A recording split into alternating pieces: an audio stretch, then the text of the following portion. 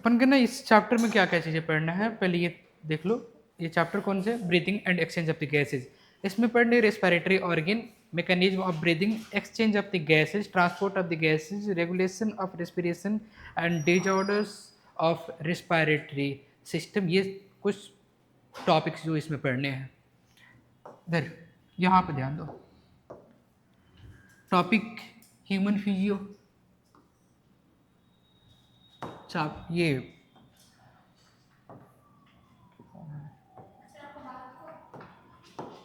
वो हाँ मैसेज किए हैं, क्योंकि उतने बड़े ये है ना कि रिप्लाई नहीं कर नहीं। एक आज वेट करते हैं, आज तक रिप्लाई नहीं आता है, तो जो भी होगा वो कर लेंगे, मतलब कि जो भी। चलो यहाँ पे इधर इधर इन सारी चीज़ों को ना जब रिकॉर्डिंग में बात नहीं करते हैं, चलो इधर रिकॉर्डिंग पे ये सारी चीज़ें बात नहीं करते हैं। फिर ये ह्यूमन फिजियो,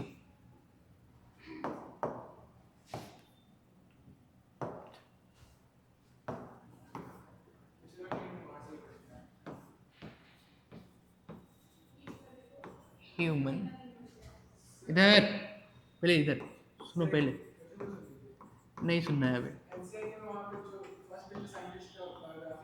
हाँ ना, फोटो ना देगा, ऐसा नहीं। इतना इतना ये मतलब कि इजी नहीं करने जाएगा। इजी क्या मतलब, इतना भी अपना लेवल नहीं गिराने जाएगा ना।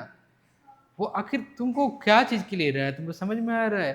तुमको मेडिकल के स्टूडेंट के लिए तुमको सेलेक्ट कर रहा है, तो ये थोड़ी चीज़ है। अब साइंटिस्ट का फोटो देखकर और बोलेगा पूछे कौन से साइंटिस्ट है, तो फिर मतलब ही क्या, तुम डॉक्टर बनने जा रहे हो, तो तुम एक तो हिस्टोरी मतलब कि समझ में आ रहा है ना, तो वो चीज़ें थोड़ी करेगा, कभी नहीं करेंगे। तो इधर इधर ध्यान दो। इधर अपन को जो अभी टॉपिक यहाँ पे चैप्टर पढ़ने हैं,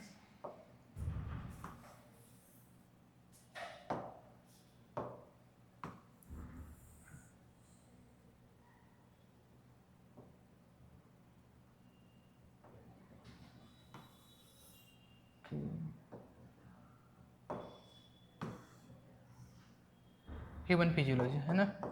तो इसमें अपन को जो चैप्टर पढ़ने हैं, ये क्या पढ़ना है, breathing and exchange of gases.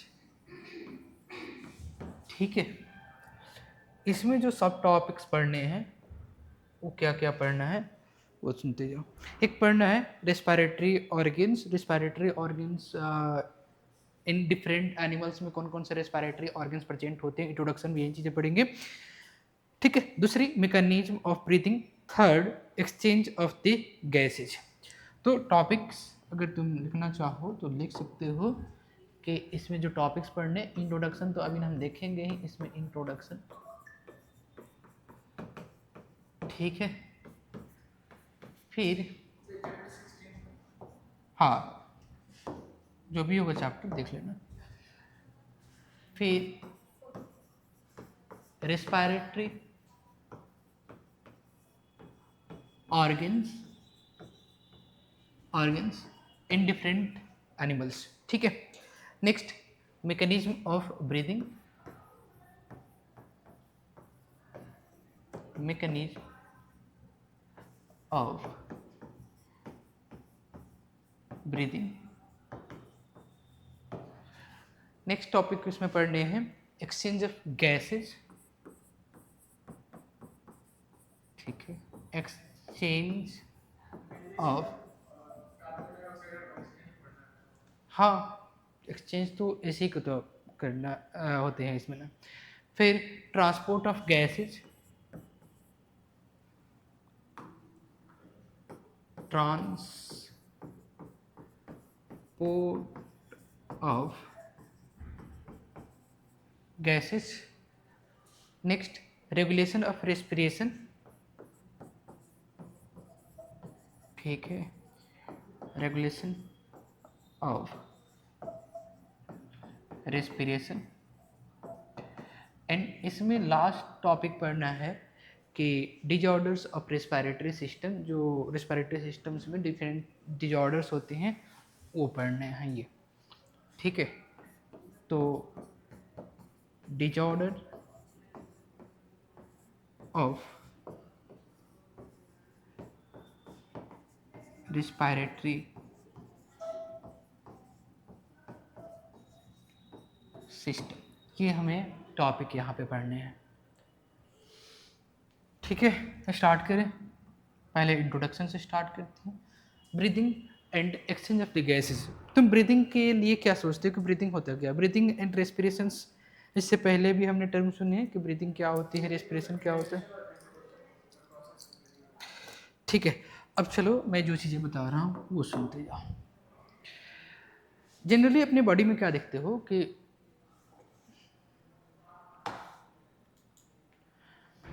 Generally अपनी बॉडी में क्या देखते हो कि हम एटमॉस्फेरिक ऑक्सीजन रिच एयर्स को हम इनटेक करते हैं, ये करते हैं ना। ये सपोज मान लो एटमॉस्फेयर है,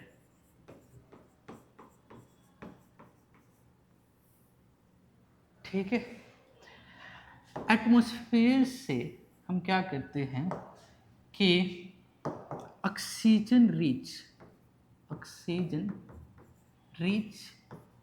एयर्स को हम इनटेक करते हैं इनसाइड द बॉडी, और बॉडी में ये कहाँ पे हम ले जाते हैं, कौन से ऑर्गन्स में? तो हम यहाँ पे लाते हैं लंग्स में, ठीक है, लंग्स में लाते हैं।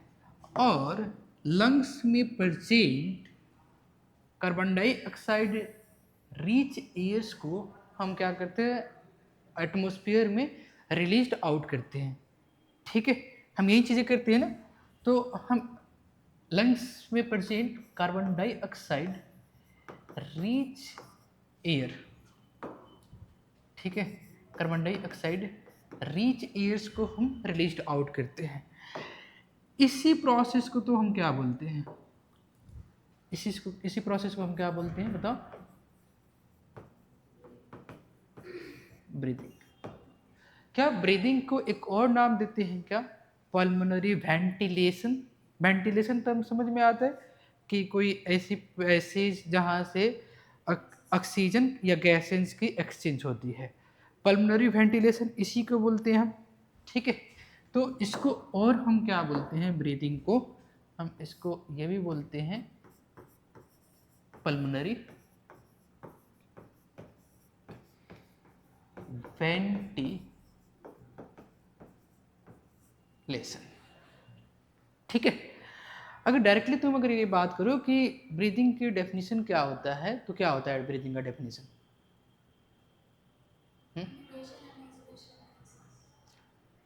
Exchange of the oxygen from the atmosphere with CO2 produced by the किससे, सेल्स और टिश्यूज, ठीक है। Exchange of the oxygen from the atmosphere with the CO2 that is produced by the cells और the tissues, यही होती है breathing.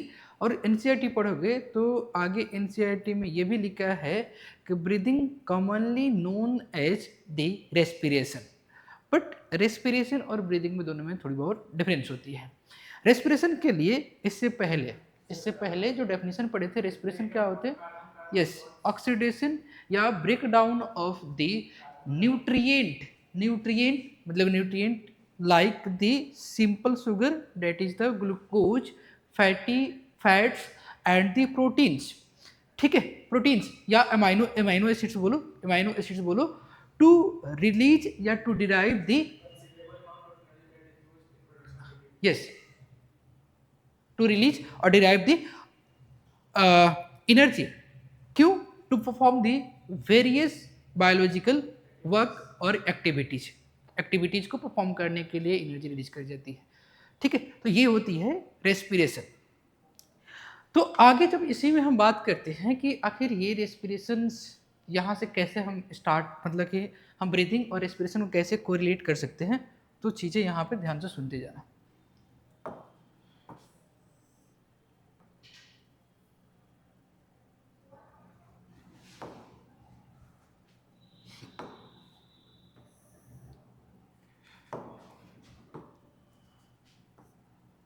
अब ये बताना इस लंग्स से जो ऑक्सीजन रिच एयर होते हैं, लंग्स से ऑक्सीजन रिच एयर, ये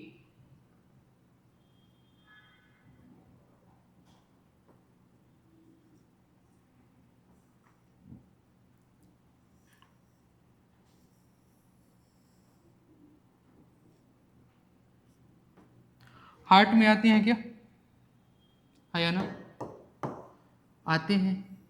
ये ऑक्सीजन रिच एयर हार्ट में आते हैं या ऑक्सीजन है?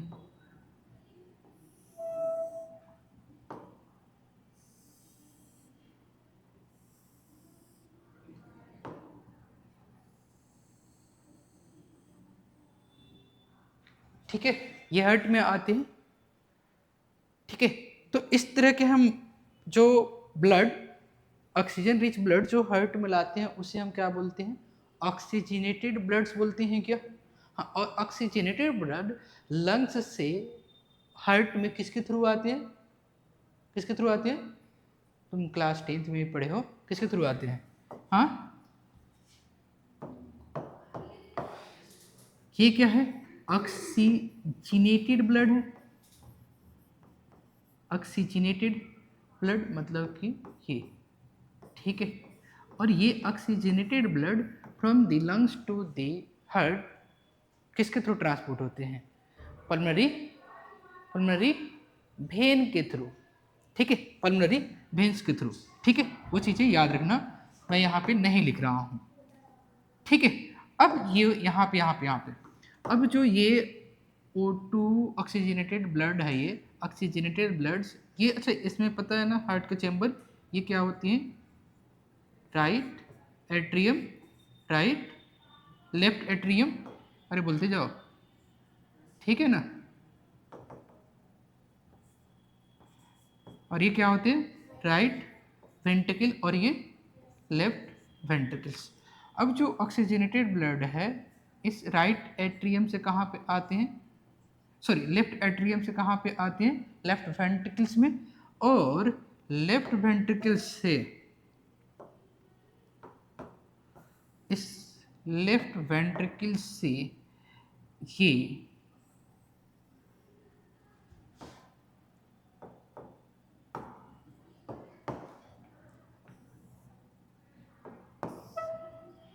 लेफ्ट वेंट्रिकल से ये कहाँ पे जाते हैं,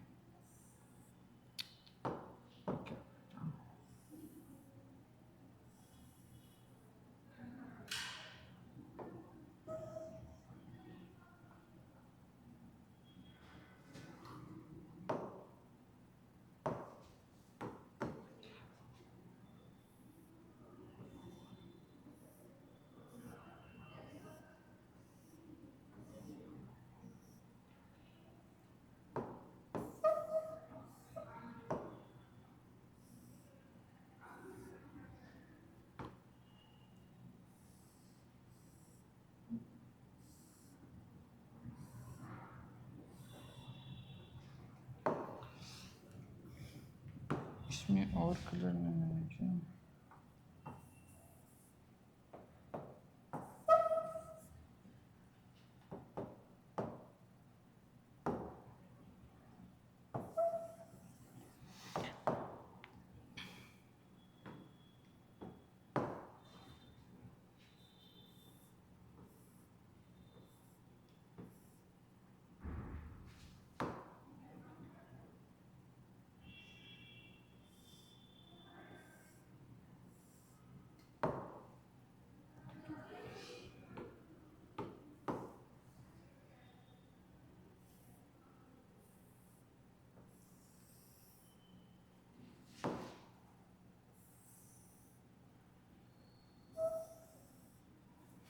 ठीक है, ये आर्टरीज के through different parts of the body के सेल्स और टिश्यूज को ट्रांसपोर्ट होंगे, and different part of the body के टिश्यूज और सेल्स से deoxygenated bloods right atrium of the heart में ट्रांसपोर्ट होंगे। ये चीज़ें चलेगा यहाँ पे, ठीक है, ये चीज़ें यहाँ पे चलेंगे। अब ये बताना जो यहाँ पे ऑक्सीजनेटेड ब्लड आते हैं, ये ऑक्सीजनेटेड ब्लड्स आते हैं, मैं इसको इरेज ही कर रहा हूँ, यहाँ पे ना थोड़ी सी कुछ अलग चीज़ें हैं यहाँ पे। तो यहाँ पे ये ऑक्सीजनेटेड ब्लड IA, ये कहाँ पे आ गया? सपोज मान लो कि यहाँ पे ये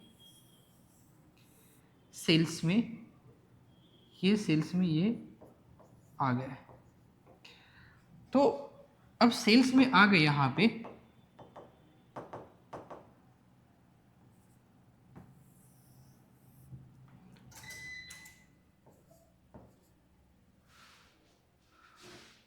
तो ये सेल्स में आ गया। तो यहाँ पे अब क्या होगा?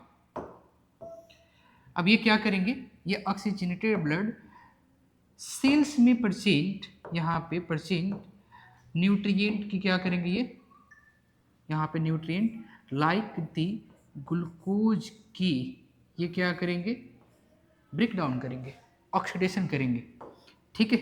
अच्छा, अभी उस पर भी आ रहे हैं कि ग्लूकोज की साइटोप्लाज्म में क्या होती है? ब्रेक डाउन और ऑक्सीडेशन होती है इनटू दी पायरुवेट या पायरुविक एसिड्स में। क्या ये रेस्पिरेशन है या नहीं है? नहीं, रेस्पिरेशन ये नहीं है। रेस्पिरेशन कब होती है? एरोबिक रेस्पिरेशन कब, कहाँ पे होते हैं? माइटोकॉन्ड्रिया में होते हैं। तो यहाँ पे ये ग्लाइकोलिसिस होती है, और ग्लाइकोलिसिस से क्या फॉर्म होती है? यहाँ पे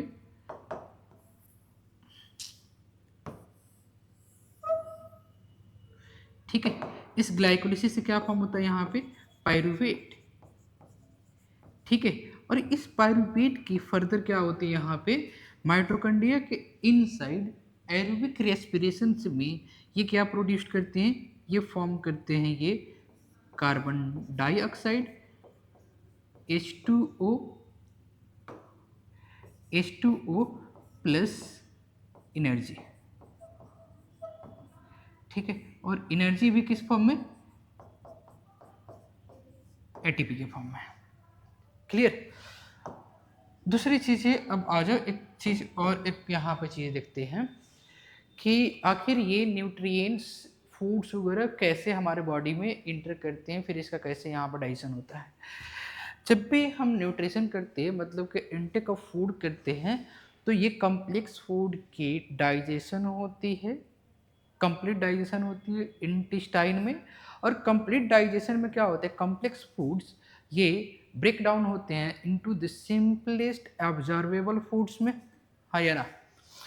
मतलब कि मैं तुमको ओवरव्यू दे रहा हूँ यहाँ पे ना, सारी चीज़ें समझ में यहाँ पे कनेक्ट कर सकते हो। मैंने क्या बोला कि जब हम क्या करते हैं न्यूट्रिशन बोले तो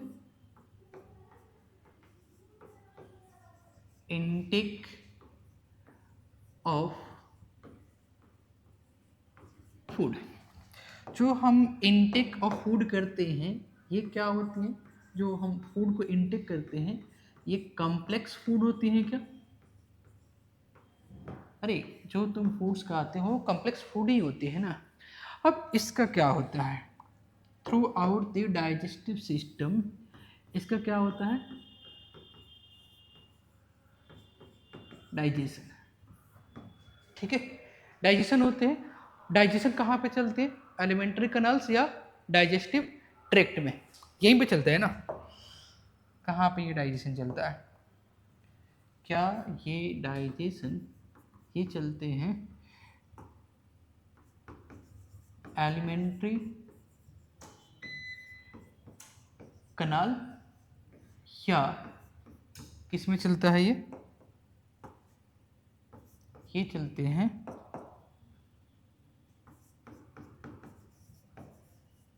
डाइजेस्टिव ट्रैक्ट में। ठीक है, जब इसके कंप्लीट डाइजेशन ऑफ फूड हो जाते हैं तो ये किस में कन्वर्ट हो जाता है? बताना। Simplest absorbable food. और ये बताओ कि सिंपलेस्ट एब्जॉर्बेबल फूड्स क्या क्या होते हैं? क्या? Simple sugar, glucose, fatty acids, और प्रोटीन की बात करें तो प्रोटीन में अमाइनो एसिड्स, यही होते हैं क्या? तो सिंपलेस्ट एब्जॉर्बेबल फूड्स के लिए बात करते हैं तो क्या होता है कि इसमें तुमको देखने को मिलेंगे सिंपल फूड या न्यूट्रिएंट, ये भी कर लेना यहाँ, ठीक है। सिंपल सुगर लाइक ग्लूकोज, ठीक है। फैटी एसिड, अमाइनो एसिड, ठीक है। अब इसका क्या होता है, इन सिंपल फूड का क्या होता है, सिंपल एब्जॉर्बेबल फूड्स का क्या होता है?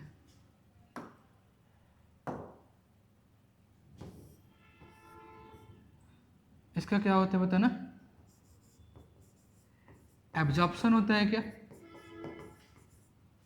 एब्जॉर्प्शन होता है ना। एब्जॉर्प्शन कहाँ पे चलते हैं ये, ठीक है। एब्जॉर्प्शन कहाँ पे होते हैं? इन ब्लड, लिम्फ होती है एंड ब्लड और ब्लड वेसल, ये ब्लड जो सिंपल एब्जॉर्बेबल फूड्स जो एब्जॉर्ब होते हैं इनटू द ब्लड और लिम्फ, ये ट्रांसपोर्ट हो जाते हैं थ्रू आउट द बॉडी, किसके थ्रू? ब्लड वेसल्स के थ्रू होते हैं। इसका क्या होता है? Absorption of simple food in, किसमें? ब्लड और लिम्फ। एंड ये ट्रांसपोर्ट कहाँ पे हो जाते हैं बताना? कहाँ पे? Transport in different parts of the body through the किसके? Blood vessels. In different parts of body through किसके? बताओ। Blood vessels. अब ये different parts of the body में ये ट्रांसपोर्ट होंगे थ्रू द ब्लड वेसल्स। तो different parts of the body में कहाँ? सेल्स टिश्यूज में ट्रांसपोर्ट होंगे। सेल्स टिश्यूज में जब ये आएंगे ग्लूकोज यहाँ पे, ये ग्लूकोज, तो अब इसका क्या होगा? ग्लाइकोलिसिस होंगे inside the cytoplasm and glycolysis के बाद पायरुवेट ये इंटर करते हैं कहाँ पे? माइटोकॉन्ड्रिया में। तो फिर इसकी ऑक्सीडेशन होती है, मतलब कि एरोबिक रेस्पिरेशन होती है। समझ में आया? तो एरोबिक रेस्पिरेशन कहाँ पे चलती है, ठीक है। और ड्यूरिंग एरोबिक रेस्पिरेशन यहाँ पे, ड्यूरिंग एरोबिक रेस्पिरेशन ये कार्बन डाइऑक्साइड यहाँ पे प्रोड्यूस्ड हो रहा है, हाँ या ना? कार्बन डाइऑक्साइड प्रोड्यूस हो रहा है। तो ये जो कार्बन डाइऑक्साइड प्रोड्यूस होता है, ये क्या होते हैं? ये बाई प्रोडक्ट होते हैं क्या रेस्पिरेशन का? वेस्ट प्रोडक्ट होते हैं क्या? हाँ, ये कार्बन डाइऑक्साइड ये क्या होते हैं? ये होते हैं बाई प्रोडक्ट, ठीक है। बाई प्रोडक्ट होते हैं।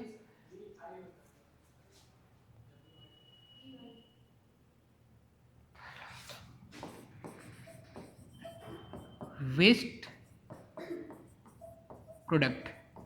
और जो ये वेस्ट प्रोडक्ट होते हैं, क्या होते हैं? ये इज हार्मफुल होते हैं क्या? और ये जब भी कोई हार्मफुल सब्सटेंस हमारे बॉडी में बनते हैं तो क्या बॉडी उसको स्टोर करके रखेगा? हाँ, नहीं। तो इसके लिए यहाँ पे क्या चलती है, इसको हम क्या करना होता है? बॉडी क्या करते हैं? Must be released out from the body, ठीक है। इसको रिलीज्ड आउट करेंगे, ठीक है। अब ये कार्बन डाइऑक्साइड रिलीज्ड आउट करने के लिए क्या करते हैं ये, ठीक है। ये कार्बन डाइऑक्साइड रिलीज्ड आउट करने के लिए क्या होती है यहाँ पे, ठीक है। ये कार्बन डाइऑक्साइड ये ब्लड वेसल्स के थ्रू कहाँ पे आ जाएंगे बताना? राइट एट्रियम में,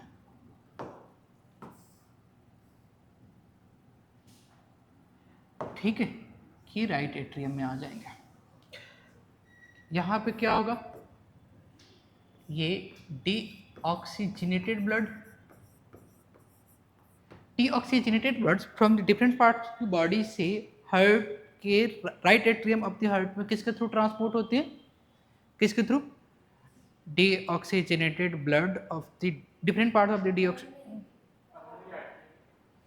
नहीं मेरा बात नहीं सुना, कि right atrium receive deoxygenated bloods through which, हाँ वेना कावा के थ्रू, ठीक है वेना कावा के थ्रू, वो चीज़ें मैं बता रहा हूँ। अब ये बताओ H2O बॉडी यूटिलाइज कर लेगा, लेकिन इस एनर्जी का क्या होता है, अच्छा ये एनर्जी जो यहाँ पे क्या हो रही है कि ये एनर्जी जो रिलीज हो रही है ड्यूरिंग रेस्पिरेशन, इसको बॉडी यूज करती है for the various biological activities या वर्क के लिए करती है। तो क्या करता है, यहाँ पे जो भी एनर्जी है ना, दिस एनर्जी, ठीक है, this energy is used for the various biological work या एक्टिविटीज, बायोलॉजिकल वर्क में जो भी चीज़ें हो, ठीक है, ये यहाँ तक जिस चीज़ समझ में आया। अब ये बताओ कि हम क्या इसी को जो ये यहाँ पे माइटोकॉन्ड्रिया में पायरूवेट का, माइटोकॉन्ड्रिया में पायरूवेट ये कन्वर्ट हो रहे हैं carbon dioxide, water and energy, इसी प्रोसेस को बोलते हैं सेलुलर रेस्पिरेशन। सेलुलर रेस्पिरेशन क्या होती है कि सेलुलर रेस्पिरेशन में सेल ऑक्सीजन के प्रेजेंस में ग्लूकोज को carbon dioxide, water and energy में कन्वर्ट करते हैं, तो इसी को बोलते हैं सेलुलर रेस्पिरेशन, या इसी को तुम कहीं कहीं पढ़े होगे टिश्यू रेस्पिरेशन भी पढ़े होगे, ठीक है। तो ये चीज़ें क्या है, ये क्या है ये बताना, सेलुलर रेस्पिरेशन, सेलुलर रेस्पिरेशन, ठीक है। सेलुलर रेस्पिरेशन समझ में आया यहाँ तक।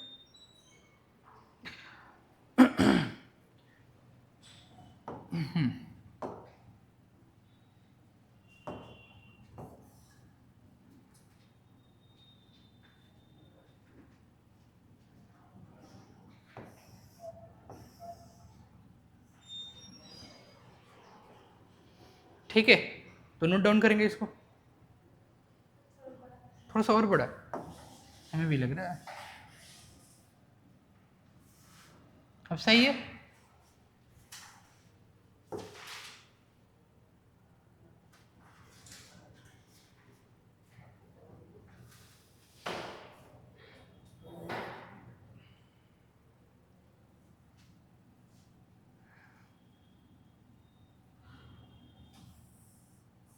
ओके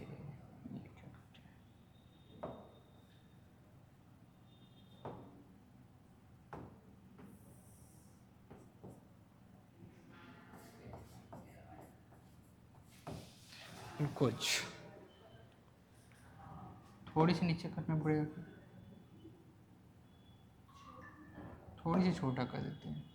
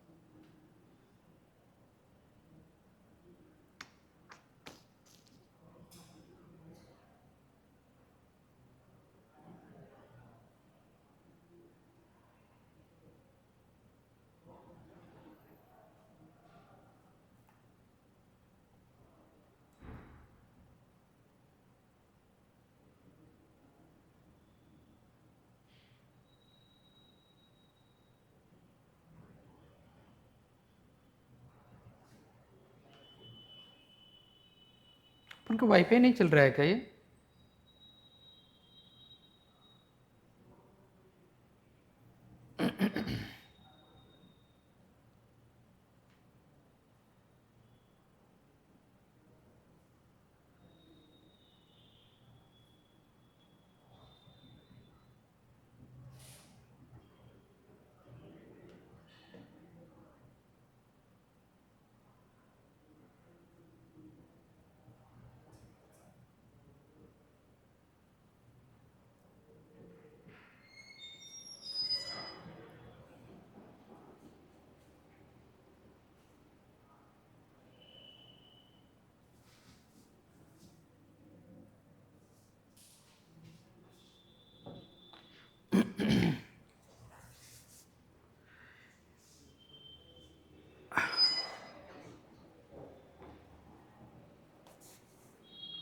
क्या हुआ, हो गया? क्या सोच रहे हो फिर? टापना है जल्दी जल्दी।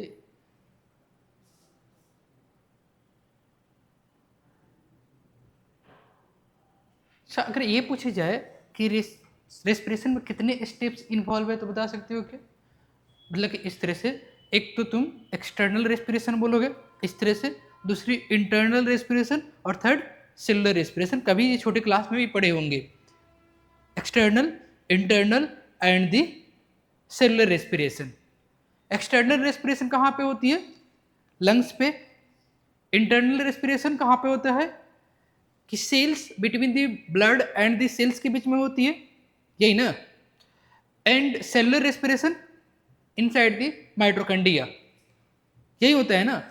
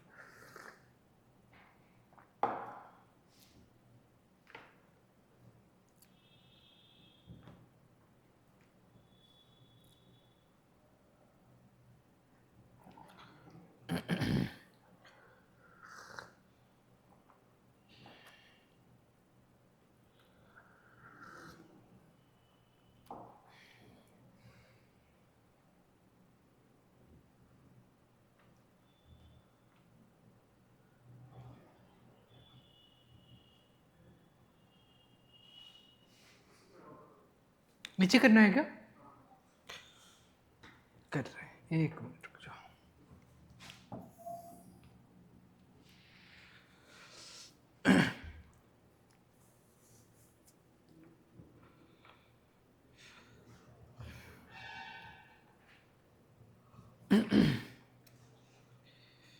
इसमें बहुत ज़्यादा चीज़ें रटने वाला नहीं है, समझ में आ रहा है ना कि सारी चीज़ें एक दूसरे से लिंक कर सकते हो। ऐसी चैप्टर है ना कि लिंक करके पढ़ोगे, बिल्कुल चीज़ें ऐसे ही टिप अप टंग रह जाएंगे।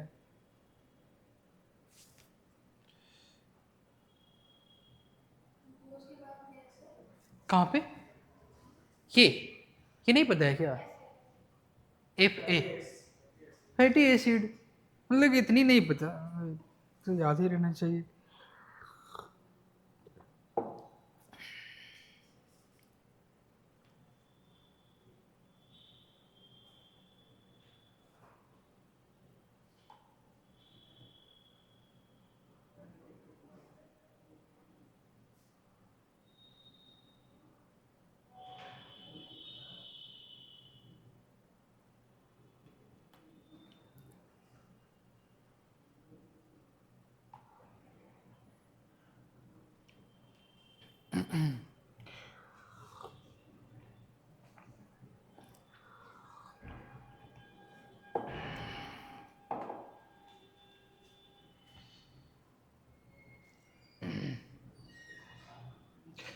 रेस्पिरेशन इन प्लांट्स में, रेस्पिरेशन पढ़े थे कि रेस्पिरेशन वहाँ पे एम्फीबोलिक पाथवे होते हैं प्लांट में, ठीक है? अच्छा ये बताओ, एनिमल्स में रेस्पिरेशन किस टाइप का होगा? एम्फीबोलिक होंगे या हाँ एनाबोलिक होंगे? कैटाबॉलिक होंगे। हाँ, ऊपर का लिखना है।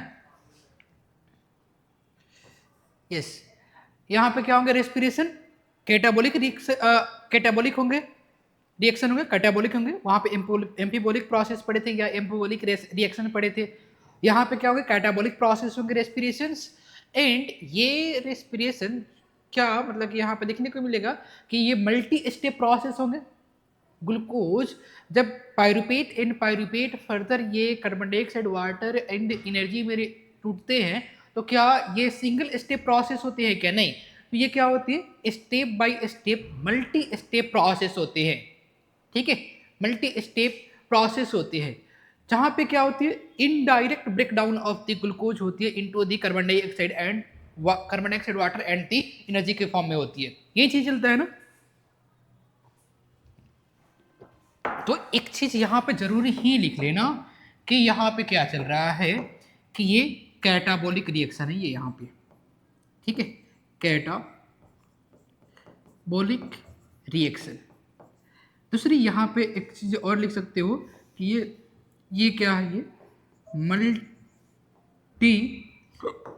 मल्टी स्टेप प्रोसेस है, जहां पे क्या हो रही है, इनडायरेक्ट ब्रेकडाउन हो रहा है। इनडायरेक्ट बोलने का मतलब ये कि यहाँ पे स्टेप बाय स्टेप यहाँ पे ब्रेकडाउन हो रहा है glucose into the pyruvic acid and pyruvate to the carbon dioxide, water and the energy के फॉर्म में हो रहा है। ठीक है, तो एक जरूर ये लिखना कि कैटाबॉलिक यहाँ पे रिएक्शन चलती है, कैटाबॉलिक प्रोसेस होती है जिसमें glucose, pyruvate, carbon dioxide, water and energy में चेंज होते हैं। अच्छा, ये इसके लिए अगर एरोबिक रेस्पिरेशन चल रहा है तो यहाँ पे क्या चाहिए, यहाँ पे ऑक्सीजन भी चाहिए ना, तो ये भी जरूर लिखेंगे। ठीक है, ये भी जरूर लिखेंगे। अच्छा, फोटोसिंथेसिस पढ़े थे, फोटोसिंथेसिस का रिएक्शन देखे थे। फोटोसिंथेसिस का रिएक्शन जस्ट ग्लाइकोलिसिस के रिएक्शन का अपोजिट होता है क्या, फोटोसिंथेसिस का रिएक्शन।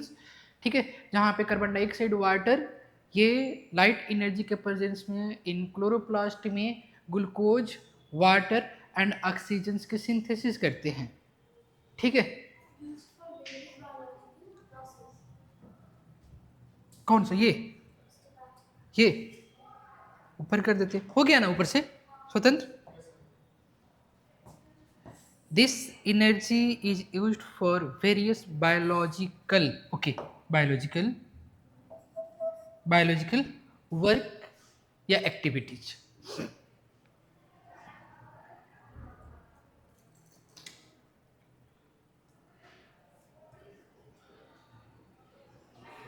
तो अब ब्रीदिंग का डेफिनेशन बोले लिख सकते हो, लिखो ब्रीदिंग क्या होता है।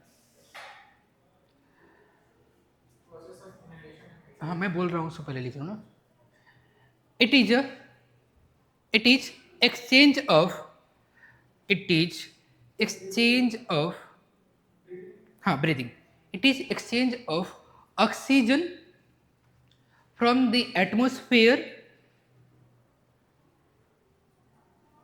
with carbon dioxide. It is exchange of oxygen from the atmosphere with carbon dioxide produced by the cells.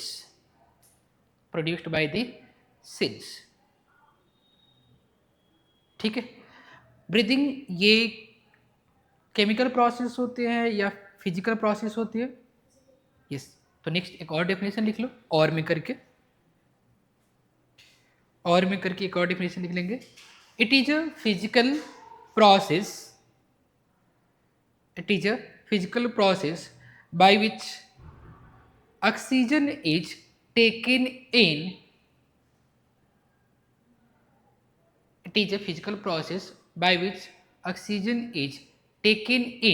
In and carbon dioxide is given out। ठीक है, ये होगा डेफिनेशन से, ये भी तो बोल सकते हैं ना। अब बताओ कि रेस्पिरेशन के लिए हम जो पहले भी डेफिनेशन पढ़े थे और अब भी डेफिनेशन क्या उसके लिए हम बोलते हैं रेस्पिरेशन का, कि it is a break down या ऑक्सीडेशन ऑफ द न्यूट्रिएंट, ठीक है, न्यूट्रिएंट मॉलिक्यूल्स का, न्यूट्रिएंट्स का ऑक्सीडेशन होते हैं टू द रिलीज एनर्जी, हाँ, considerable amount of the energy for the various biological activities. ठीक है, ये भी डिफिनेशन लिख लो कि रेस्पिरेशन क्या होता है।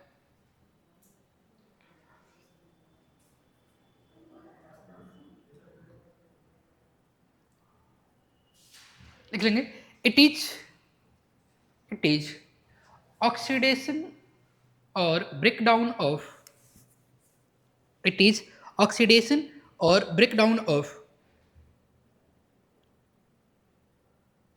न्यूट्रिएंट्स, ब्रैकेट स्टार्ट करना,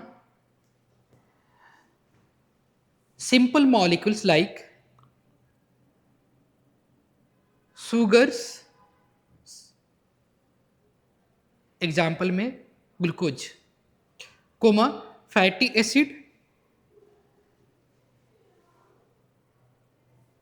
acids, comma amino acid etc। ठीक है, ब्रैकेट क्लोज, टू रिलीज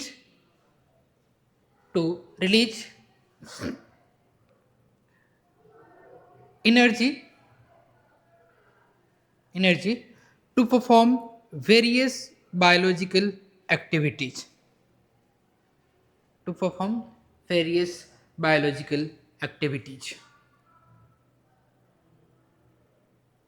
ठीक है, समझ में आया यही चीज़ है ना। तो ये क्या होते हैं, रेस्पिरेशन होते हैं। मतलब कि मैं तो यही ना बोला कि रेस्पिरेशन क्या होते हैं, कि रेस्पिरेशन में हम जो क्या होता है कि जो ये सिंपल न्यूट्रिएंट्स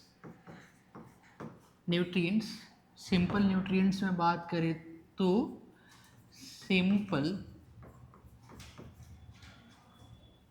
सिंपल सुगर्स, ठीक है, जैसे कि ग्लूकोज, फिर फैटी एसिड, फिर अमाइनो एसिड etc, इनका क्या होता है, इनका यहाँ पे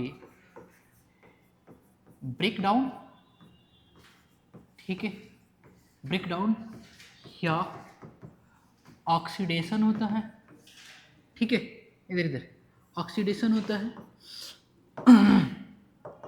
तो ये क्या प्रोड्यूस करते हैं, क्या यहाँ पे ये रिलीज करते हैं, मतलब कि ठीक है, ये क्या करते हैं, रिलीज करते हैं एनर्जी रिलीज करते हैं। ठीक है, और जो ये एनर्जी है ये यूज्ड होते हैं फॉर वेरियस बायोलॉजिकल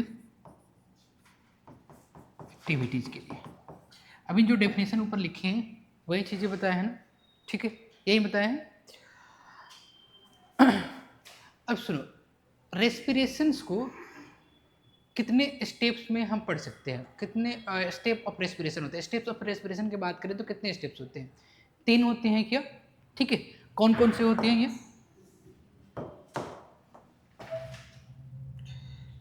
अगर स्टेप्स ऑफ रेस्पिरेशन की बात करते हैं तो जनरली हम 3 स्टेप्स देखते हैं रेस्पिरेशन के। वो कौन कौन सा, तो एक तो पढ़ते हो कि एक्सटर्नल रेस्पिरेशन, ठीक है, एक्सटर्नल रेस्पिरेशन। और एक्सटर्नल रेस्पिरेशन कहाँ पे होते हैं, इन दी लंग्स में ही होते हैं क्या, लंग्स के एल्वियोलाई या एल्वियोलस में होती है, जिसमें क्या होती है कि एक्सचेंज ऑफ द गैसेज होती है लंग्स में। यही चीज चलती है ना। तो एक्सटर्नल रेस्पिरेशन के इसी को तुम ये भी बोलते हो कि एक्सटर्नल रेस्पिरेशन होता क्या है कि ये ब्रीदिंग होती है, ये होती है, यही होता है ना। और ब्रीदिंग में होता क्या है, यहाँ पे एक्सचेंज एक्सचेंज ऑफ गैसेज होते हैं इन लंग्स।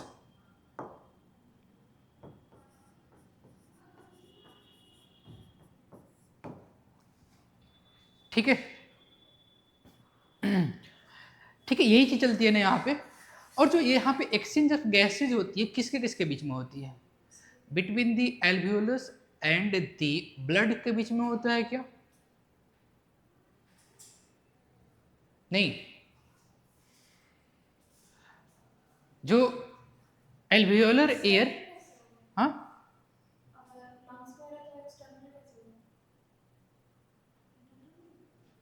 नहीं नहीं, इंटरनल कहाँ पे बोलते हैं? टिश्यू लेवल पे जो एक्सचेंज ऑफ द गैसेज होती है वो इंटरनल होते हैं। यहाँ पे चलो, यहाँ पे देख लो, इधर इधर जब ये चीज़ें, अब इधर सुन लो, अब इधर से चलो। ये लंग्स, और लंग्स के हम यहाँ पे एक एल्वियोलस की बात कर रहे हैं यहाँ पे, ठीक है, एक एल्वियोलस की। क्या ये एल्वियोलस ये सराउंडेड होते हैं किससे? द ब्लड कैपिलरी से सराउंडेड होते हैं, ठीक है, ये कैपिलरी से, कैपिलरी, ठीक है। ये क्या है बताओ ना? ये एल्वियोलस है, ठीक है। और यहाँ पे अगर मैं बोलूँ कि यहाँ पे कार्बन ऑक्सीजन रिच एयर है, तो इस कैपिलरीज में सपोज मान लो ये ब्लड फ्लो कर रहा है, तो इसमें क्या होगा? कार्बन डाइऑक्साइड रिच ब्लड होंगी ये। तो हमें पता है कि डिफ्यूजन में क्या होती है, गैसेस की मूवमेंट होती है फ्रॉम दी, या कोई भी सब्सटेंस का मूवमेंट होती है higher substance to the higher concentration to the lower concentration. जब ये चीज़ें यहाँ पे चलेंगी हायर कंसेंट्रेशन टू लोअर, तो ये carbon dioxide inside the alveolus move करेंगे एंड ऑक्सीजन ये इन दी ब्लड मूव करेंगे। तो यहाँ पे क्या देखने को मिल रहा है कि एक्सचेंज ऑफ द गैसेज हो रही है between the alveolar air and the blood के बीच में हो रही है, हाँ या ना? तो यहाँ पे ये भी चीज़ हमेशा याद रखेंगे कि एक्सटर्नल रेस्पिरेशन में होता क्या है कि एक्सचेंज ऑफ गैसेज बिटवीन किसके किसके बीच में होता है बताओ ना? Between, yes, alveolar air and blood.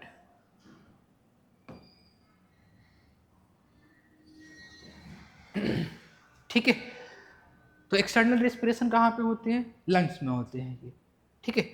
अब आ जाओ, दूसरी तुम रेस्पिरेशन सुनते हो कौन सा, कि ये इंटरनल रेस्पिरेशन, ठीक है, इंटरनल रेस्पिरेशन। और इंटरनल रेस्पिरेशन के लिए तुम क्या यूज करते हो बताओ? इसके लिए इसको और क्या बोलते हो? इसको टिश्यू लेवल रेस्पिरेशन बोलते हैं क्या, हाँ या ना? और टिश्यू लेवल रेस्पिरेशन कहाँ पे होता है? कहाँ पे होते हैं? बॉडी टिश्यूज में होते हैं। और किसके किसके बीच में होते हैं? यहाँ पे ब्लड एंड सेल्स के बीच में होते हैं, ठीक है। कैसे? हम पहले उस लिख देंगे पहले, यहाँ पे देख लो पहले, ये क्या है? सेल्स, ठीक है। सेल्स यहाँ पे जो भी ब्लड कैपिलरीज वगैरह है, ठीक है,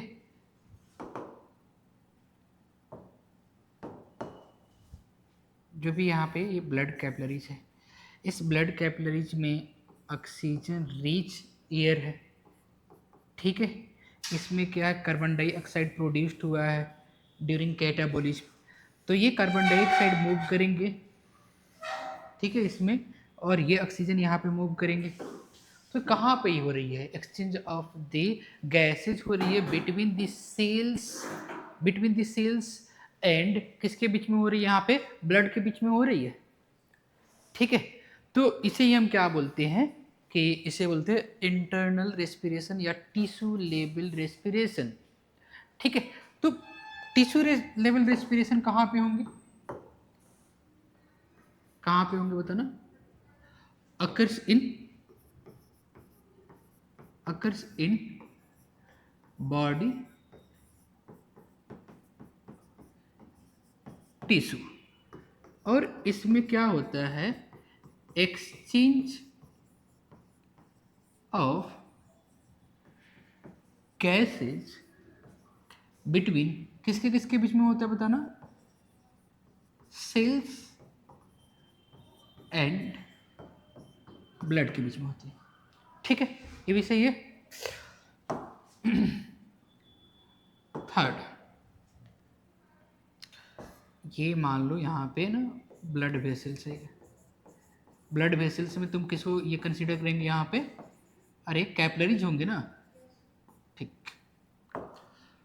थर्ड, एक और ये भी पढ़ते हैं कि सेलुलर रेस्पिरेशन, ठीक है, सेलुलर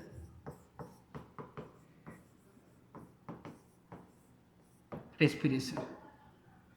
सेलुलर रेस्पिरेशन में क्या पढ़ते हो कि सेलुलर रेस्पिरेशन में अभी ऊपर बता कर भी आए हैं, ग्लूकोज ऑक्सीजन के प्रेजेंस में energy carbon dioxide and water में ब्रेक डाउन करते हैं इनसाइड द माइटोकॉन्ड्रिया, तो ये क्या होती हैं, सेलुलर रेस्पिरेशन। यही ना कि ये ग्लूकोज ऑक्सीजन के प्रेजेंस में ब्रेक डाउन होते हैं carbon dioxide plus water plus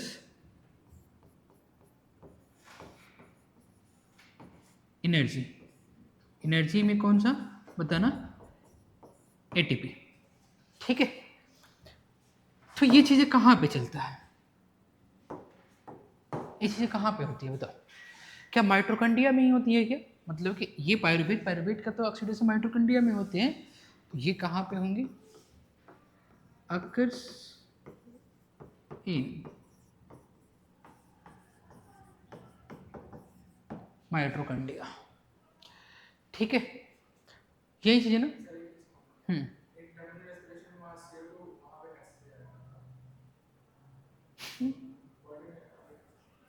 CO2 कैसे आया सेल में, क्या,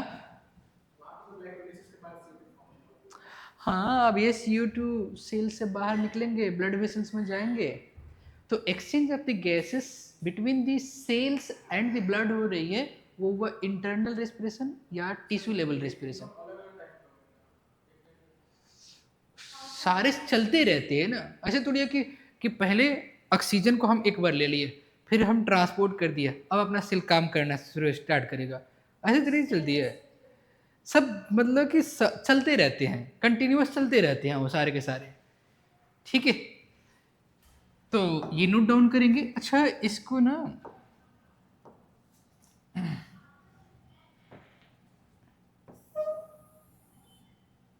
ये ब्लैक ही क्यों आ रहा है, डिलीट, हम ब्लैक नहीं लेना है हमें, हम इन तीनों को कुछ इस तरह से एक बार में लिख सकते हैं क्या, जो अभिन्न में मतलब 3 step of respiration, external, internal and cellular respiration बताए हैं। एक्सटर्नल रेस्पिरेशन ये जैसे कि लंग्स में क्या हो रहा है यहाँ पे बताओ, यहाँ पे एक्सटर्नल हो रहे हैं क्या, ठीक है। फिर उसके बाद बॉडी टिश्यूज, ठीक है, बॉडी टिश्यू। और बॉडी टिश्यूज में यहाँ पे क्या हो रहा है बताना, इंटरनल रेस्पिरेशन चल रहे हैं क्या यहाँ पे, और लास्ट में कौन सा है बताना, माइटोकॉन्ड्रिया। इसमें क्या चल रहा है बताना यहाँ पे, सेलुलर रेस्पिरेशन।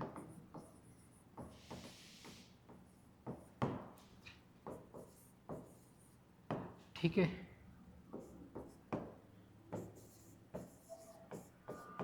ठीक है, सेलुलर रेस्पिरेशन। ठीक है, तो जल्दी से इसको एक बार ना जरूर से गो थ्रू हो जाएंगे।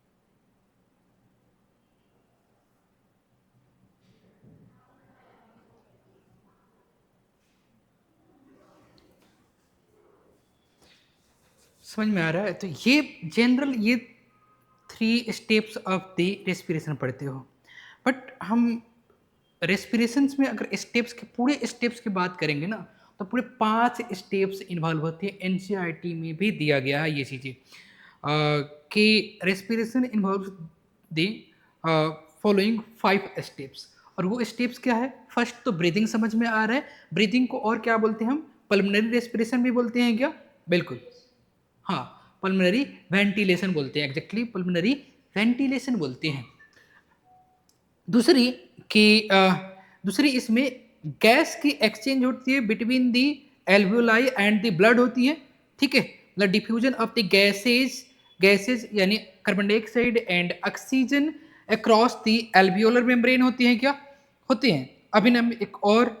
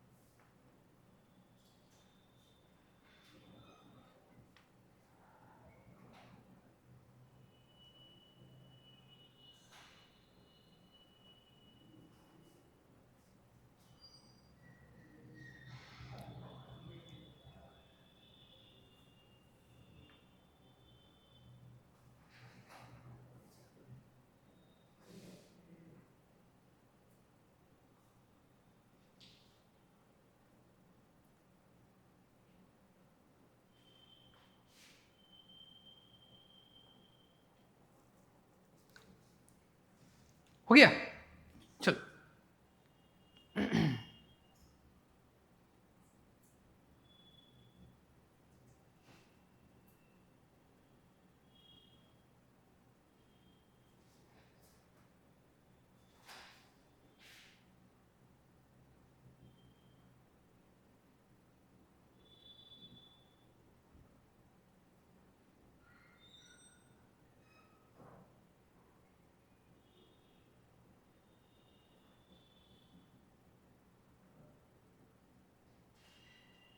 ठीक है, चलो ओके, मैं इसको नेक्स्ट करूँ। अब यहाँ पे ध्यान दो,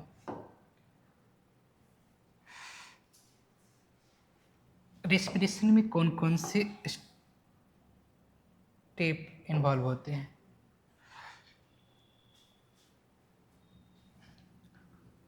जो एनसीईआरटी में जो चीज़ें दिया है यहाँ पे, रेस्पिरेशन इन्वॉल्व्स फॉलोइंग स्टेप्स। पहले मैं स्टेप्स नहीं लिखा रहा हूँ, पहले तुमको मैं समझा रहा हूँ एक डायग्राम के थ्रू कैसे सारी चीज़ें चल रही है, ठीक है।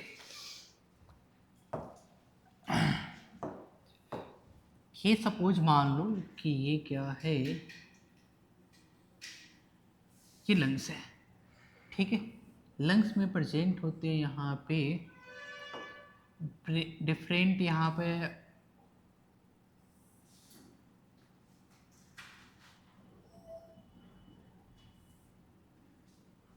ठीक है, यहाँ पे प्रेजेंट होते हैं, इसके टर्मिनल इन पर प्रेजेंट होते हैं यहाँ पे एल्वियोलस होते हैं ना। और एल्वियोलस कहाँ पे, जैसे कि trachea, tracheoles, branches of T, tracheoles को अलग अलग नाम देते हैं, प्राइमरी, सेकेंडरी एंड टर्शियरी। तो टर्मिनल एंड पर यहाँ पे क्या प्रेजेंट होते हैं, ये प्रेजेंट होते हैं ये कि एल्वियोलस प्रेजेंट होते हैं। और एल्वियोलस लेवल पे क्या होती है, यहाँ पे पल्मोनरी वेंटिलेशन चलती है, जिसमें क्या होते हैं पल्मोनरी वेंटिलेशंस में कि एटमॉस्फेरिक एयर्स को drawn in and carbon dioxide rich airs को हम क्या करते हैं, उसको रिलीज आउट करते हैं। ये चीज़ चलती है कहाँ पे, इस लेवल पर चलती है, ठीक है। मतलब कि अगर क्या होगा कि यहाँ पे कि ऑक्सीजन रिच एयर्स है, ये ऑक्सीजन रिच एयर्स है, तो एल्वियोलाई में इसको ड्रॉन इन करेंगे and carbon dioxide rich airs होंगे, उसको हम एल्वियोलाई से रिलीज आउट करेंगे, ये चीज़ें, ठीक है। ये कहाँ पे चलती है, यहाँ पे जो फर्स्ट होती है। और फर्स्ट स्टेप्स में क्या होता है यहाँ पे, मतलब कि ब्रीदिंग, ठीक है, या इसी को हम क्या बोलते हैं, पल्मोनरी वेंटिलेशन, ठीक है, पल्मोनरी वेंटिलेशन, ठीक है। और पल्मोनरी वेंटिलेशन में क्या होती है कि यहाँ पे एटमॉस्फेरिक एयर्स को ड्रॉन इन करी जाती है and carbon dioxide rich airs को, carbon dioxide rich alveolar airs को रिलीज आउट करी जाती है। यही होता है ना यहाँ पे, ठीक है। यहाँ पे क्या होती है, बाय विच, मैं जो एनसीईआरटी का पॉइंट है ना, मैं वही चीज बता रहा हूँ, बाय विच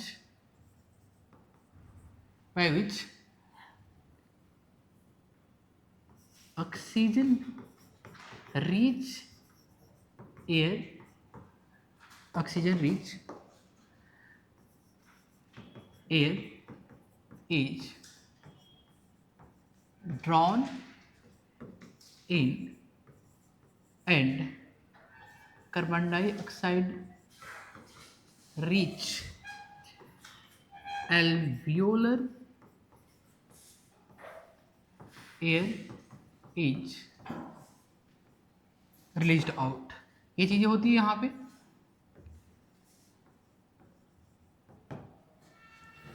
ठीक है, ये चीज चलती है।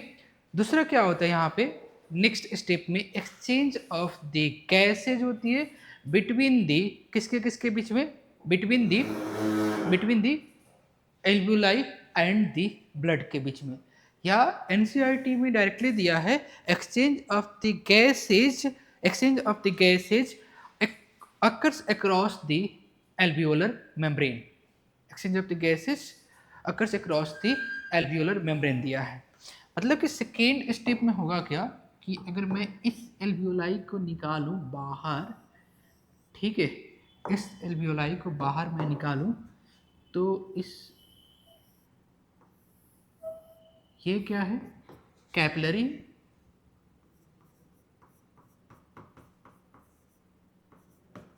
और ये क्या है बताना, एल्वियोलाई है,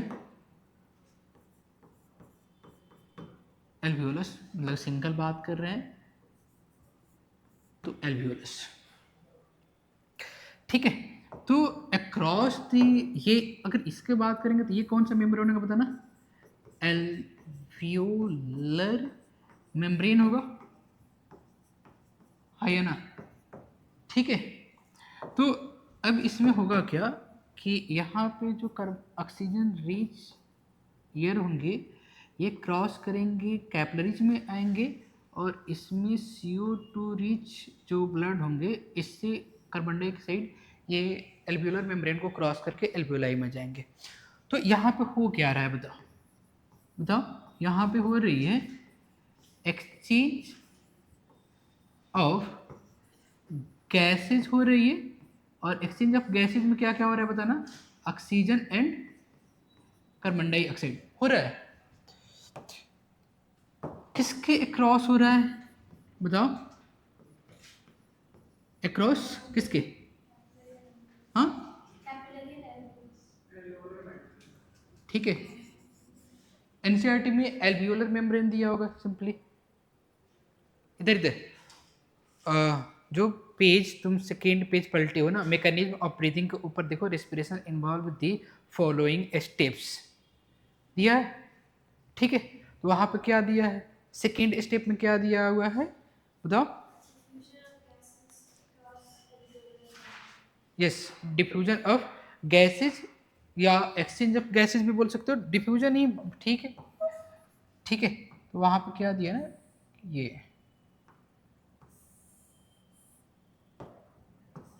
ये रहा, तो लिख लो यहाँ पे, यही लिख लो कि डिफ्यूजन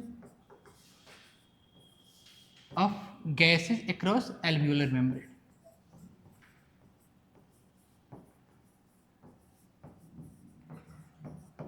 ठीक है। यहाँ पे ये चीज चल रही है, एल्वियोलर मेम्ब्रेन के अक्रॉस डिफ्यूजन ऑफ गैसेज चल रही है। थर्ड में क्या दिया है कि transport of the gases by the blood, अब तो यहाँ पे आ गए ऑक्सीजन रिच ब्लड हो गए हैं, अब इसकी ट्रांसपोर्ट कहाँ पे होगा,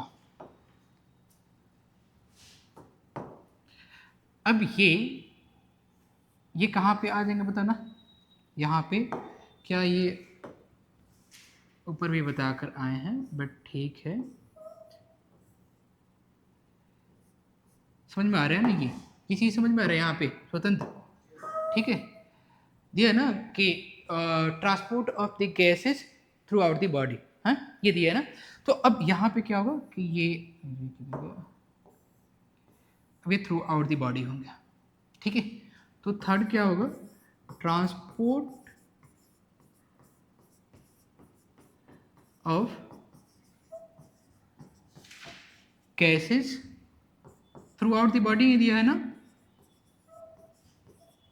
इसका यही दिया है ना, थ्रू आउट बॉडी, ठीक है। चलिए जब बॉडी में ट्रांसपोर्ट होंगे तो अब ये कहाँ पे आएंगे, टिश्यूज और सेल्स के पास आएंगे, यही होगा ना। और टिश्यूज और सेल्स के पास आती है तो टिश्यूज और सेल्स पे यहाँ पे भी डिफ्यूजन ऑफ गैसेज होती है, ठीक है, between the blood and the cells, यही होता है ना, between the blood and the cells के बीच में होते हैं, या टिश्यूज बोलो, ठीक है। तो अब यहाँ पे ये डायग्राम बिल्कुल पहले नहीं बनाया था, अब यहाँ पे हम बता सकते हैं कि यहाँ पे ये क्या है, कैपिलरीज है, और कैपिलरीज के इसके सराउंडिंग में क्या परसेंट होता है, यहाँ पे परसेंट होती है ये सेल्स परसेंट, टिश्यूज परसेंट है,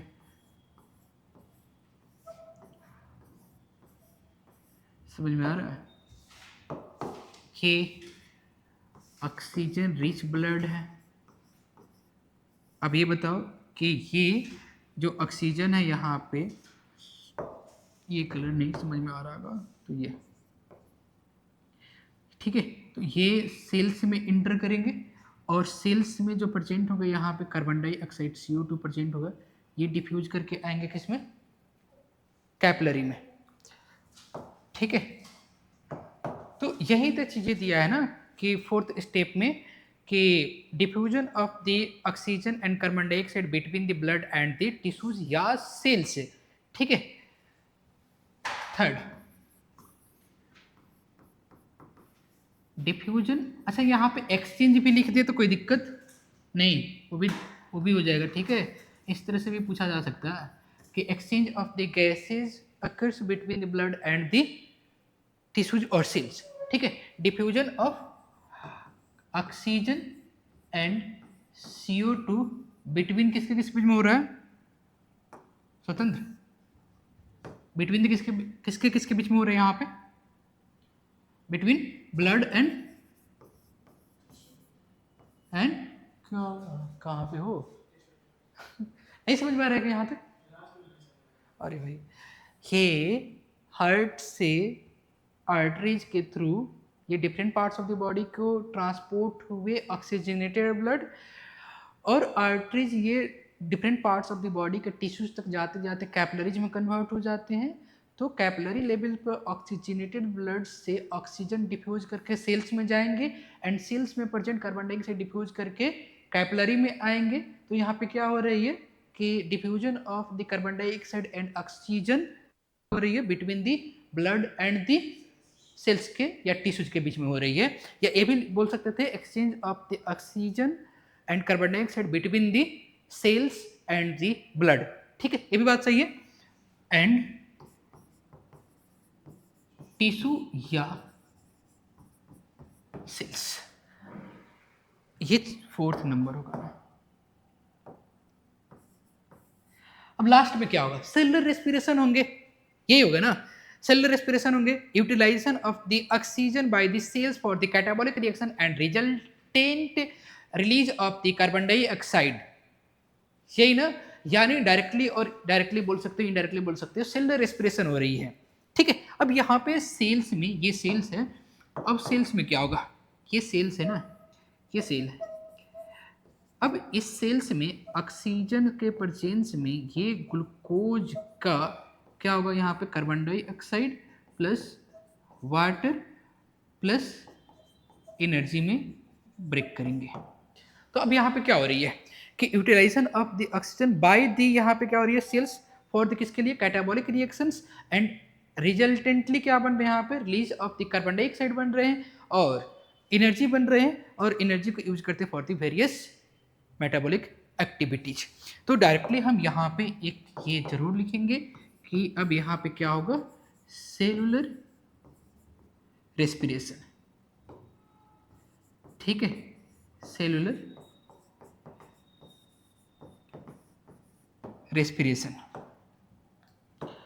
तो सेलुलर रेस्पिरेशन में होता क्या है, यहाँ पे होती है यूटिलाइजेशन ऑफ ऑक्सीजन। ठीक है, यूटिलाइजेशन ऑफ ऑक्सीजन, क्या दिया आगे बताना, बोलो। हाँ, utilisation of oxygen by the cells, yes, utilisation of oxygen by the cells,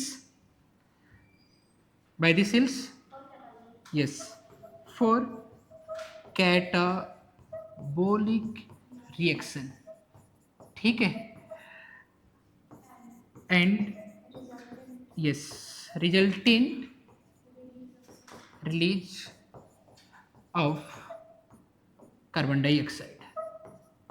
ठीक है, ये चीज़ें। अब यहाँ पे जो कार्बन डाइऑक्साइड रिलीज होंगे ये क्या होंगे, फिर से ये हाँ हार्ट में आएंगे और हार्ट से फिर से ये कहाँ पे चले जाएंगे, लंग्स में चले जाएंगे। ठीक है, तो ये यहाँ पे रेस्पिरेशन में 5 डिफरेंट स्टेप्स इन्वॉल्व होते हैं, जरूर उसके नोट डाउन करेंगे इसको ना। फिर आते हैं अपन के नेक्स्ट टॉपिक पे।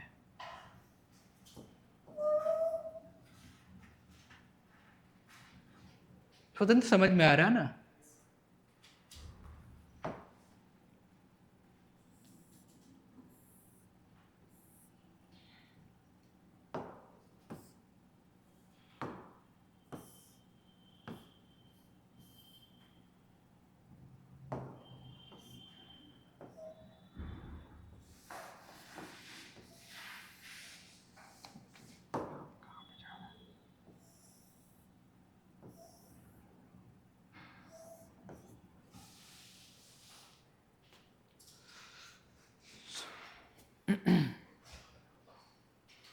ये बहुत, अरे इस पर क्वेश्चन आया हुआ है डायरेक्टली, वो उठाकर पूछ लिया कि which of the sequences is correct. ठीक है, डायरेक्टली वो ऑप्शन दे दिया और पूछ लिया कि कौन सा सीक्वेंसेस करेक्ट है for the steps of the respiration के लिए। ठीक है, रेस्पिरेशन के लिए कौन से स्टेप्स ये करेक्ट है, इस तरह से क्वेश्चन आया हुआ है, बिलीव करो। ये तो ये स्टेप्स एज इट इज ही याद रहने चाहिए। मतलब कि फर्स्ट स्टेप में क्या हो रहा है, पल्मोनरी वेंटिलेशन हो रही है। पल्मोनरी वेंटिलेशन में क्या होता है यहाँ पे कि एक्सचेंज ऑफ द गैसेज होती है, और किसमें क्या होता है कि ऑक्सीजन रीच ईयर्स को drawn in and carbon dioxide rich alveolar airs को रिलीज्ड आउट करी जाती है। सेकेंड में डिफ्यूजन ऑफ द गैसेज होती है अक्रॉस द एल्वियोलर मेम्ब्रेन। ठीक है, एल्वियोलर मेम्ब्रेन के क्रॉस यहाँ पे डिफ्यूजन ऑफ द गैसेज होती है। एंड थर्डली क्या होती है, transport of the gases through out the body. Fourth, diffusion या एक्सचेंज ऑफ द गैसेज में oxygen and carbon dioxide between the blood and the capillaries के बीच में। And lastly the cellular respiration होती है। ठीक है, ये इजी है और क्वेश्चन आया हुआ है। कितनी बार क्वेश्चन गलत किए हैं बच्चे से? अगर इसको हम गलत कर रहे हैं तो क्या हुआ, वो तो मतलब ऐसा हुआ ना कि अपने पैर पे कुल्हाड़ी मारना हुआ।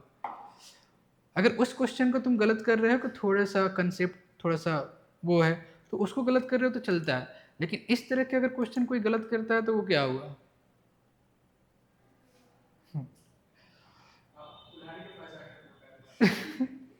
अच्छा, एक स्टोरी पढ़ी है बचपन में कि एक नहीं, वो स्टोरी अलग टाइप का है, बट वही है कि एक लकड़हारा था और लकड़ी काटता था, जिस डाली पर बैठता था उसी डाली को काटता था।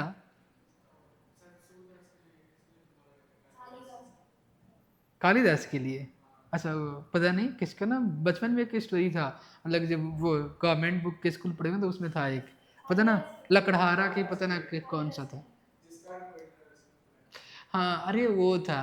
तो शायद ना, शायद वो कोई भगवान दिख रहे थे कि कितने ये इनोसेंट है कि इतना भी नहीं पता है कि कैसे करते हैं। तो उसकी कुल्हाड़ी था, पानी में गिर गया, गया निकालने तो सोना का हो गया। ऐसे ही था ना? हाँ, कुछ इसी तरह से स्टोरी है। हाँ, तो उसको मतलब उसका उठा कर दे रही है, मतलब कि वो सोना वाला दे रही, तो बोले कि नहीं ये मेरा तो है ही नहीं। ठीक है, ऐसे क्वेश्चन गलत नहीं होना चाहिए, तो स्टेप्स डायरेक्टली स्ट्रेट फॉरवर्ड है ना।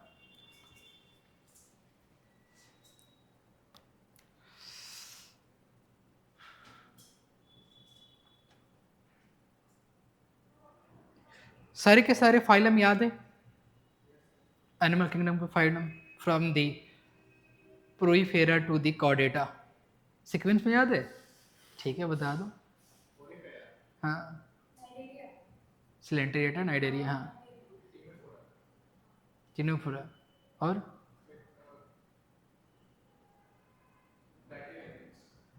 प्लेटी एलिमेंट्स, और स्केल एलिमेंट्स, और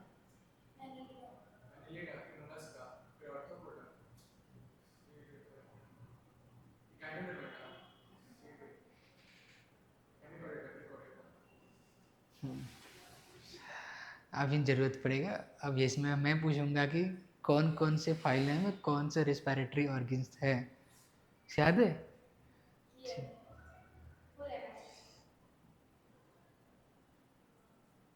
अब एक पेज में सारा हो जाएगा, कौन से फाइलम के कौन से रेस्पिरेटरी ऑर्गन्स होते हैं, किस टाइप के रेस्पिरेशन होता है। पिंचअप है?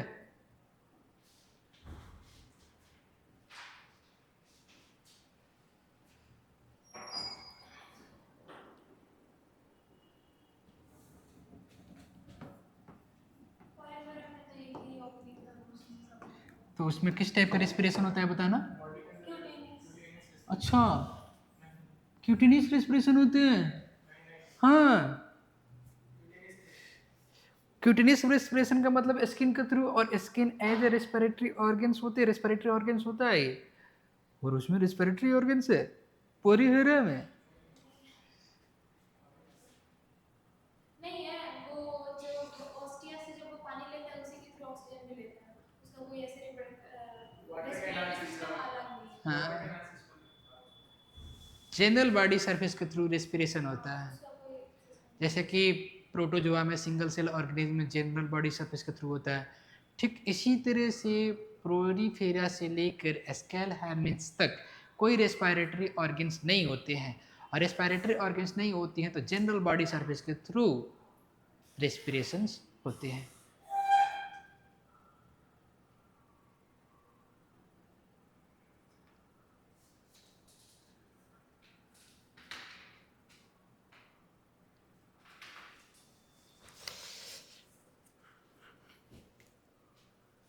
हो गया, जल्दी से कंप्लीट करो, मेरे को कैसे भी वो बताना है आज। कल से हम पढ़ेंगे कि ह्यूमन रेस्पिरेटरी सिस्टम, और बहुत ज़्यादा मेरे को मेहनत नहीं करना पड़ेगा, बहुत ज़्यादा किस चीज़ पर प्रेशर नहीं देना पड़ेगा, क्योंकि तुमको पता है लंग्स कहाँ पे प्रेजेंट होते हैं, ठीक है। रेस्पिरेटरी ऑर्गन्स में उसका मतलब कि कौन से रेस्पिरेटरी ऑर्गन्स कहाँ से स्टार्ट होते हैं, कहाँ तक कौन होता है, तो वो चीज़ें तुम्हें पता है, तो हमें बताने में ज़्यादा दिक्कत नहीं होगा।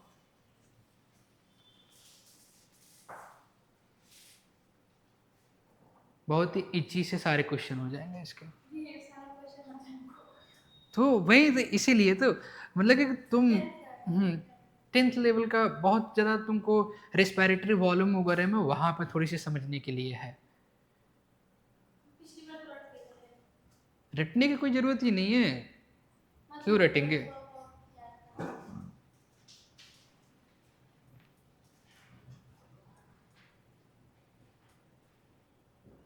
ये सारा क्वेश्चन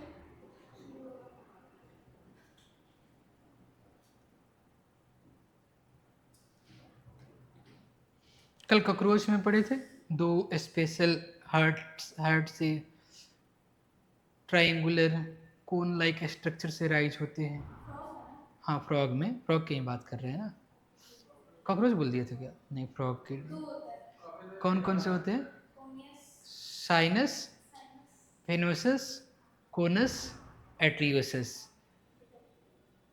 साइनस वेनोसस वो किसको किसको कहाँ पे प्रेजेंट होते हैं, हाँ वो, इसीलिए तो मैं बोल रहा था, एक जो डायग्राम नहीं बना के रखा हुआ था वो उठाकर प्रिंट करवा कर या बनाकर ऐसे ही रूम में चिपका लो, वो vena cava and right atrium को ज्वाइन करते हैं। साइनस वेनोसस, कोनस एट्रियोसस ये एराइज होते हैं वेंट्रिकल से। साइनस साइनस वेनोसस ये ओपन होते हैं राइट एट्रियम में। वो चीज़ें याद, वही चीज़ें तो याद करने के लिए वहाँ पे, बाकी चीज़ें तुमको समझ में नहीं आ रहा है क्या, बाकी चीज़ें तो समझ में आ रहा है ना। दो चीज़ें वहाँ पे यूनिक है, साइनस वेनोसस एंड कोनस एट्रियोसस।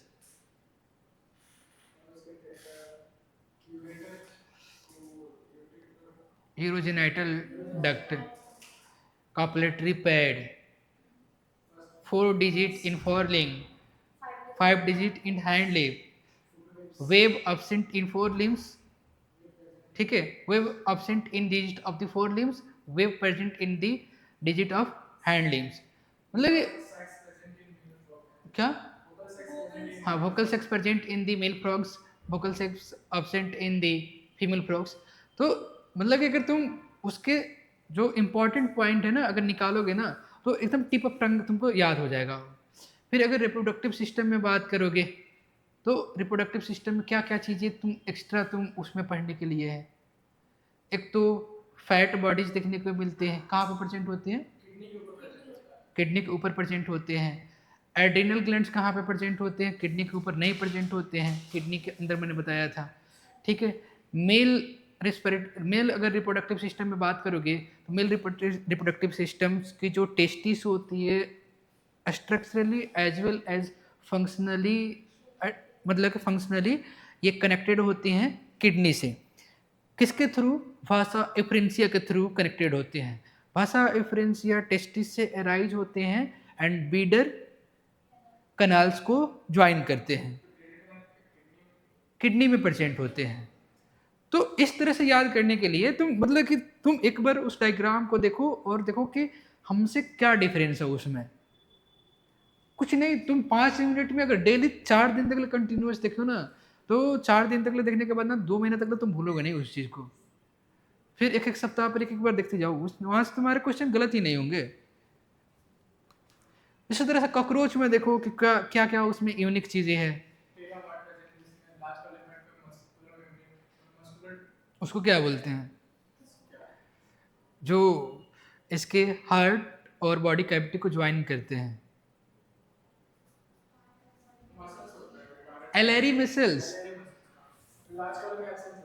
नहीं नहीं, वो चीजें यही चीज होती है जो, अच्छा तुम लोग कैसे मान लो कि आज पढ़े, घर पे गए एक बार रीड किए, फिर कल उठाकर पढ़ते हो? नहीं, सोने से पहले आज दिन भर जितने चीजें पढ़े हो ना, सबसे अच्छा चीज है ना कि बहुत ज्यादा टाइम तक किसी चीज को याद रखना है ना, तो दिन भर जितना चीजें पढ़े ना, सोने से पहले ना, जैसे कि लाइट बंद कर दें तो रिकॉल करो क्या क्या चीजें आज पढ़े हैं, मतलब कि क्या क्या चीजें टॉपिक्स में क्या क्या यूनिक है, उसको रिकॉल करो।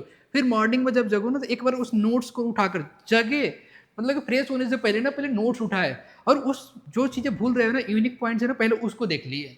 बस 10 मिनट में हो जाएंगे ये चीजें। अगर 3 दिन तक नया टॉपिक करे ना, तो फिर उसको ना बहुत टाइम तक याद रहेंगे वो चीजें। हो गया? चलो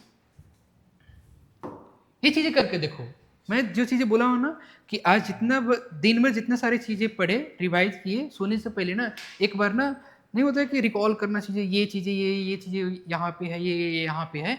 अगर वो चीजें कर लिए, फिर मॉर्निंग में सुबह में 6 बजे जगते मात्र नोट्स उठाए और पहले रिकॉल करे, नोट्स बंद करके ही, कि क्या क्या चीज़ें हैं, यूनिक क्या क्या चीज़ें हमने पढ़े थे, हाईलाइटेड पॉइंट जहाँ से वो मैक्सिमम क्वेश्चन आते हैं, जो चीज़ें नहीं याद हैं वो फिर नोट्स उठाए और उसको पढ़े और उसको पहले पेंसिल से अंडरलाइन कर दिए कि जब भी हम नोट्स उठाएंगे ना, तो पहले इसी को देखेंगे। ये चीज़ें करके देखो। इवन तुम फिजिक्स और केमिस्ट्री में भी करके देख सकते हो ये चीज़ें, और बहुत इससे फ़ायदा मिलेगा तुमको। चलो अब हम देखते हैं ना कि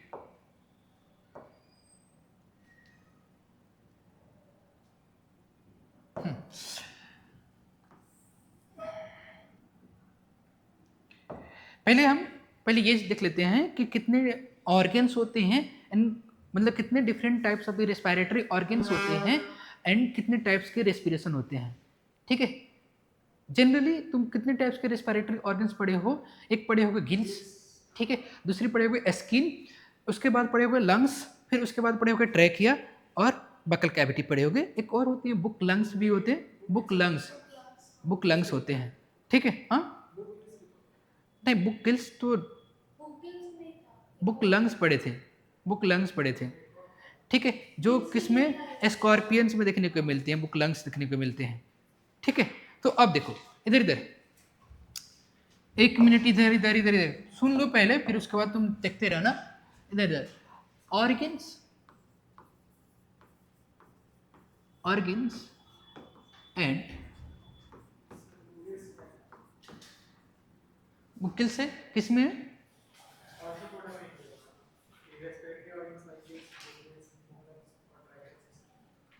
हाँ, बुक लंग्स, बुक गिल्स किसमें प्रेजेंट है? हाँ, तो बुक गिल्स किसमें प्रेजेंट है? एग्जाम्पल दिया वहां पे। हाँ, याद है, याद है। बुक गिल्स किसमें होता है? क्रैब्स में, सच में? तो मेरे को कल बताओगे तुम। ठीक है, टाइप्स ऑफ रेस्पिरेशन,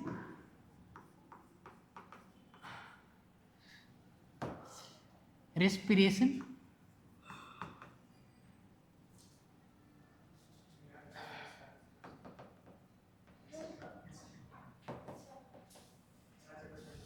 क्या हुआ? आर्ट्स? मतलब तुम्हारा इतना मतलब खराब दिन हो गया कि तुम आर्ट्स से कंपैरिजन कर रहे हो खुद के? तो क्या हो गया? आर्ट्स का मतलब आर्ट्स से तुम खुद का कंपैरिजन कर रहे हो कि उनके सिलेबस कितना हो गया, मेरा सिलेबस कितना है? वैसे भी आर्ट्स की कौन पढ़ता है? आर्ट्स को ना एग्जाम का 3 महीने पहले वो गाइड पढ़ते हैं, एग्जाम के जाकर देते हैं।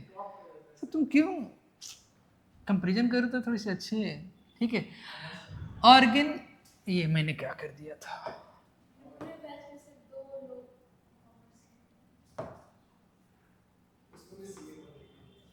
ऑर्गन्स, यहाँ पे ध्यान दो, बातें मत करो। Organs and types of respiration in different animals, ठीक है। अब देखना यहाँ पे कि फर्स्ट अगर स्किन यहाँ पे यहाँ पे आ जाओ कि यहाँ पे ऑर्गन, ठीक है, और टाइप्स ऑफ रेस्पिरेशन, ठीक है। Organs and types of respiration जो कॉमन है उसको पहले हम देखते हैं कि स्किन, हाँ स्किन के respiratory as respiratory organs work तो करते ही हैं, और स्किन के थ्रू रेस्पिरेशन होती है, तो उसको क्या बोलते हैं? क्यूटेनियस रेस्पिरेशन बोलते हैं, यही बोलते हैं ना? इसे क्या बोलते हैं हम? क्यूटेनियस रेस्पिरेशन बोलते हैं, ठीक है। इसे हम क्या बोलते हैं? क्यूटेनियस रेस्पिरेशन बोलते हैं। सेकेंड, गिल्स, और गिल्स के थ्रू रेस्पिरेशन होता है, तो इसे हम क्या बोलते हैं?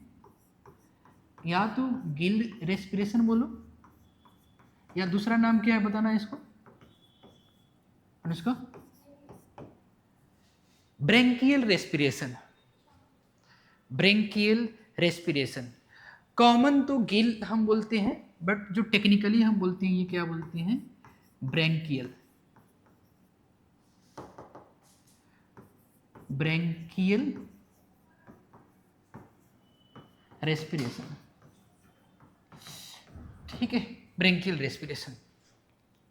और लंग्स, उससे पहले ट्रैकिया, ट्रैकिया के थ्रू देखने को मिलते हैं बहुत सारे इंसेक्ट्स वगैरह में, ठीक है। ट्रैकियल ट्यूब्स होते प्रेजेंट होते हैं, ठीक है, उसे हम क्या बोलते हैं? ट्रैकियल रेस्पिरेशन बोलते हैं।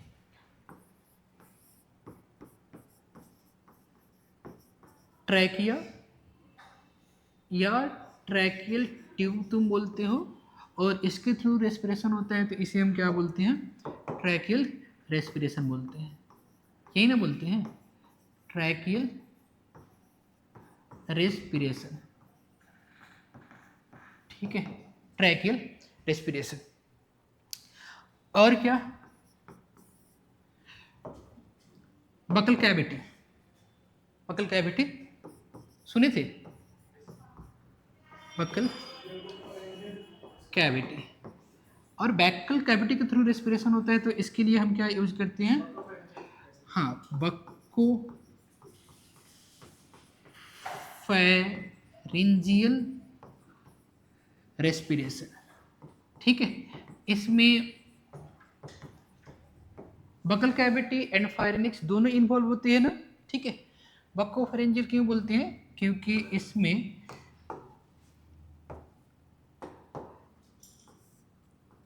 इसमें बक्कल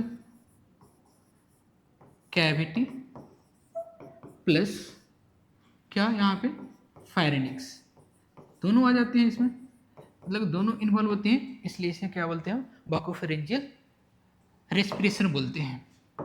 एंड जो अच्छा ये 4 3 के बाद 5 कैसे हो जाता है? इतना तो मैथ खराब नहीं है। फिर लंग्स, और लंग्स के थ्रू रेस्पिरेशन होता है तो इसे हम क्या बोलते हैं? हाँ हाँ हाँ, मार मुक्का गया ना, दांत वो पीछे कर देंगे। कल ही तो मतलब कि फ्रॉग में पढ़े थे कि फ्रॉग में 3 टाइप्स के, वहाँ पर 3 टाइप्स के रेस्पिरेशन देखने को मिलते हैं, स्किन के थ्रू क्यूटेनियस, बक्कल कैविटी के through buccopharyngeal respiration, and lungs के थ्रू जिसे हम पल्मोनरी रेस्पिरेशन बोलते हैं। तो लंग्स के थ्रू जो रेस्पिरेशन होते हैं उसे हम पल्मोनरी रेस्पिरेशन बोलते हैं, पुलरल बोलते हैं। पल्मोनरी रेस्पिरेशन बोलते हैं, पल्मोनरी, क्योंकि लंग्स के लिए टर्म हम पल्मोनरी टर्म यूज करते हैं, ठीक है। तो इस यहाँ पे जो रेस्पिरेशन होता है इसे हम क्या बोलते हैं? हाँ हाँ, वो उसके लंग्स के ऊपर जो उसके प्रोटेक्टिव लेयर होते हैं वो पुलरा होते हैं, ठीक है। ठीक है। पल्मोनरी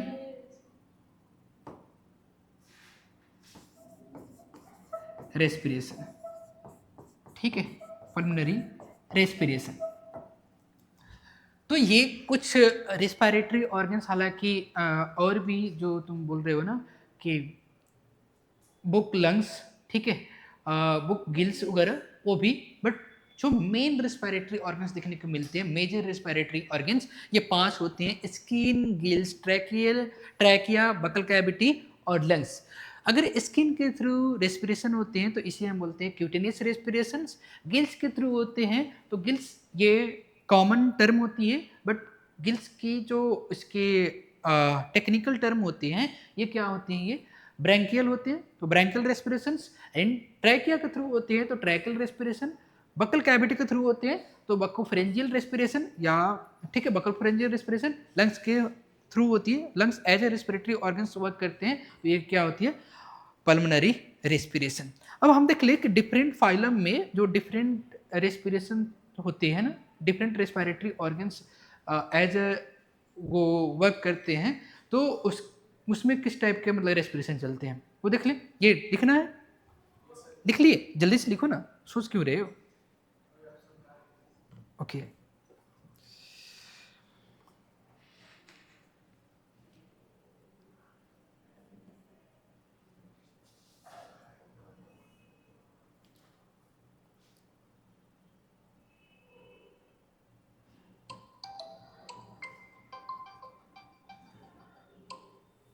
हेलो, हाँ जी सर।